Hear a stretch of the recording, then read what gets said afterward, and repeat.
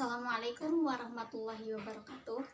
Insya Allah pada pertemuan kali ini saya beserta 3 rekan saya, Teh Kokom, Teh Siti Jenab, dan Teh Heni akan membahas tentang pendidikan multikultural di MAN 2 Kebumen. Metode penelitian yang digunakan yaitu metode pendekatan kualitatif deskriptif. Pendekatan kualitatif ini dimaksudkan untuk mengeksplorasi dan memahami makna dari masalah sosial.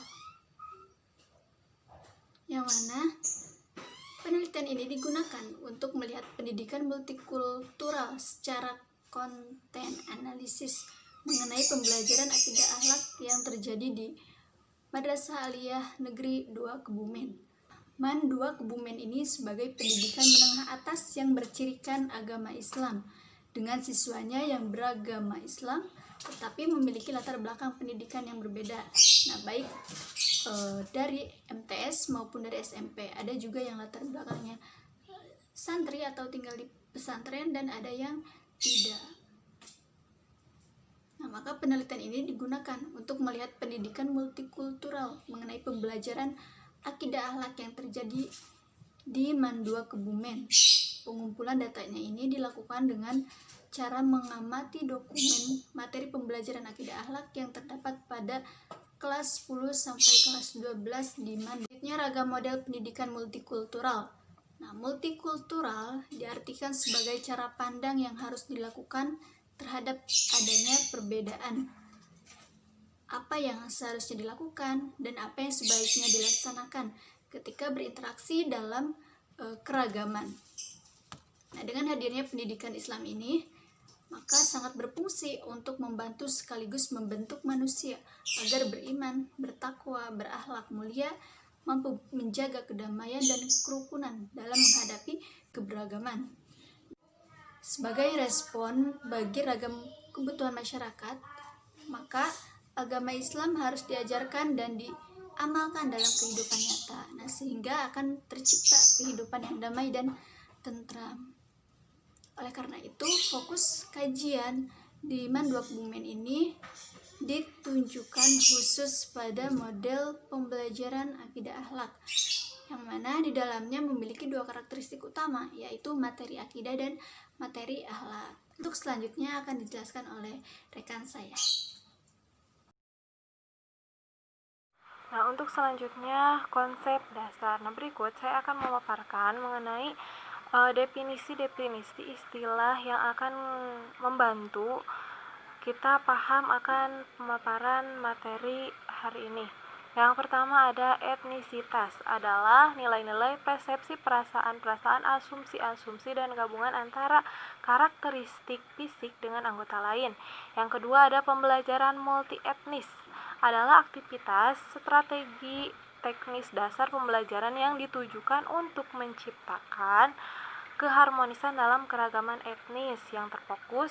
Di sini modelnya yaitu pada Amerika Serikat melalui yang pertama persepsi terhadap kurikulum sekolah, yang kedua tindakan kelompok etnis yang seragam dan berbeda, yang ketiga kesiapan siswa dengan pengalaman dan peluang untuk mengetahui kelebihan etnis lainnya, yang keempat perlawanan ras dan bias di kurikulum sekolah, yang kelima respon para tenaga pembantu terhadap keunikan dan keberadaan manusia. Selanjutnya, etnosentrisme adalah pemahaman yang superioritas terhadap nilai-nilai budaya sendiri dengan tanpa melihat nilai-nilai budaya orang lain, nilai budaya lain. Selanjutnya, relativisme budaya adalah adanya asumsi akan mendominasi budaya yang menganggap internal budayanya berada pada posisi atas dibandingkan dengan budaya yang lain dan menafikan budaya yang lain. Nah, selanjutnya, pendidikan multikultural itu tidak dibatasi oleh pengalaman-pengalaman yang pertama mempromosikan kecakapan analitik dan evaluasi untuk melawan isu seperti partisipatori, demokrasi, dan rasisme. Selanjutnya, mengembangkan keterampilan untuk menilai klarifikasi Selanjutnya, menguji dinamika perbedaan budaya dan dampaknya terhadap pengembangan strategi pada pendidikan profesional. Selanjutnya, keempat, pengembangan pendekatan pendidikan profesional. Di sini, model dan strategi pembelajaran multi etnis yang diklasifikasikan berdasarkan tipe dan tujuan. Di sini dibagi menjadi 4 model. Model pertama, model studi etnis. Tipe model ini adalah penelitian akademik, generalisasi, dan penilaian atas pengalaman kelompok. Tujuan dari penelitian ini yaitu untuk mengembangkan literatur etnis atau untuk membangun pengetahuan kelompok etnis. Sumber baru yang didapatkan tersebut merupakan penemuan melalui proses belajar mengajar di kelas dan lingkungan sekitar. Selanjutnya, model pembelajaran dua bahasa. Tipe model ini adalah intervensi bahasa dan budaya. Tujuannya dari model ini yaitu mendesain pembelajaran untuk siswa yang memiliki bahasa dan budaya yang berbeda, contohnya di Amerika Serikat. Yang ketiga, model manajemen kelas dan strategi hak asasi manusia. Tipe dari model ini adalah adanya interaksi dan manajemen kelas. Tujuannya yaitu mendesain untuk membantu perkembangan penggunaan prosedur demokratis untuk menjamin persamaan layanan pendidikan untuk semua siswa. Yang keempat, terakhir, model hubungan antar grup, sintesis belajar dan mengajar pluralistik. Tipe model ini interaksi sosial dan hubungan interpersonal. Tujuan dari model ini adalah untuk mempromosikan kecakapan hubungan interpersonal antara siswa etnis minoritas dengan siswa etnis mayoritas. Selain dari model-model di atas, terdapat pula beberapa garis pedoman yang harus diikuti. Yang pertama, para guru seharusnya menyadari pembiasaan penyimpangan yang terjadi pada diri mereka terhadap etnis minoritas. Kedua, materi kurikulum dan pembelajaran seharusnya merefleksikan atas perbedaan etnis. Yang ketiga, materi kurikulum dan pembelajaran seharusnya menunjukkan perbedaan bahasa di Amerika Serikat. Ini contohnya di Amerika Serikat. Selanjutnya, latihan-latihan dan aktivitas-aktivitas. Di sini ada 4 pembahasan tentang latihan. Yang pertama, latihan analisis diri ialah latihan ini digunakan untuk mengukur tingkatan pemahaman siswa atas keberadaan dirinya selama ia berada di tengah-tengah masyarakat. Kedua, latihan hak asasi manusia, yaitu belajar dari beberapa pengalaman atau kejadian masa lalu mengenai kasus-kasus hak asasi manusia. Ketiga, latihan teori komunal. Latihan ini digunakan untuk mengetahui teori komunal yang mereka pedoman dalam berinteraksi sosial. Keempat, studi aktivitas diri yang untuk mengembangkan latar belakang dan pengalaman para siswa dengan kelompok etnis dan budaya yang berbeda dalam situasi langsung. Ini merupakan model dan latihan-latihan yang ada di MAN 2 Kebumen. Sekian dan terima kasih dari saya. Yang selanjutnya yaitu karakteristik materi pada pembelajaran akidah akhlak pada jenjang madrasah aliyah. Yang pertama yaitu kompetensi dasar. Pencapaian kompetensi inti adalah melalui pembelajaran kompetensi dasar yang disampaikan melalui mata pelajaran. Rumusannya dikembangkan dengan memperhatikan karakteristik peserta didik, kemampuan awal, serta ciri dari suatu mata pelajaran sebagai pendukung pencapaiannya. Ada 4 kompetensi dasar. Yang pertama yaitu kompetensi dasar sikap spiritual, yang kedua kompetensi dasar sikap sosial, yang ketiga kompetensi dasar pengetahuan, yang keempat kompetensi dasar keterampilan.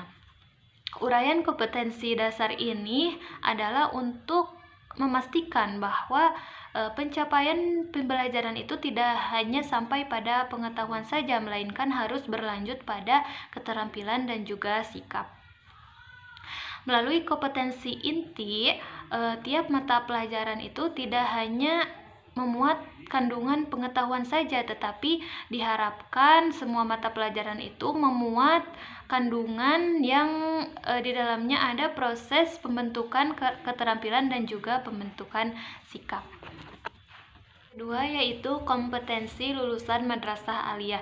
Setelah menjalani proses pembelajaran secara integral, lulusan madrasah aliyah diharapkan memiliki sikap, keterampilan, dan pengetahuan. Nah, untuk kualifikasi kemampuannya dapat dilihat pada tabel yang disediakan di PowerPoint. Nah, masing-masing dimensi tersebut merupakan ranah tujuan pendidikan yang harus dicapai secara sistematis dan terukur, bertolak dari jenis materi yang disediakan. Nah, tidak semua materi dapat diajarkan dengan model pendidikan multikultural, mengingat adanya materi yang bersifat dogmatis dan tidak bisa ditawar, yaitu pada ranah akidah atau tauhid. Nah, meskipun ranah akidah atau tauhid itu dampaknya akan melahirkan sikap spiritual dan juga sikap sosial.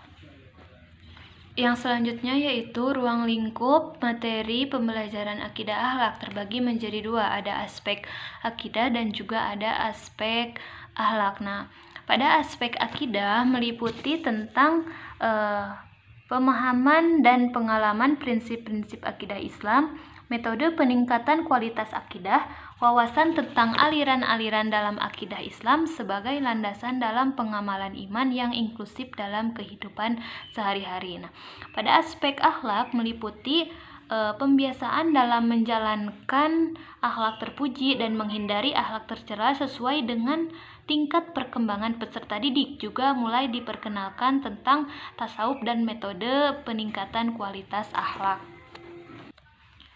Tujuan pembelajaran akidah Islam yang pertama yaitu untuk menumbuh kembangkan akidah Islam melalui pemberian, penghayatan, pengamalan, serta pengalaman peserta didik tentang akidah Islam, sehingga menjadi manusia muslim yang terus berkembang keimanan dan ketakwaannya kepada Allah Subhanahu wa Ta'ala. Yang kedua yaitu untuk mewujudkan manusia yang berakhlakul karimah dan menghindari akhlak tercela dalam kehidupan sehari-hari, baik itu dalam kehidupan individu maupun kehidupan sosial, yang merupakan manifestasi dari ajaran dan nilai-nilai akidah Islam. Sekian yang dapat kami sampaikan. Wabillahi taufiq wal hidayah. Wassalamualaikum warahmatullahi wabarakatuh.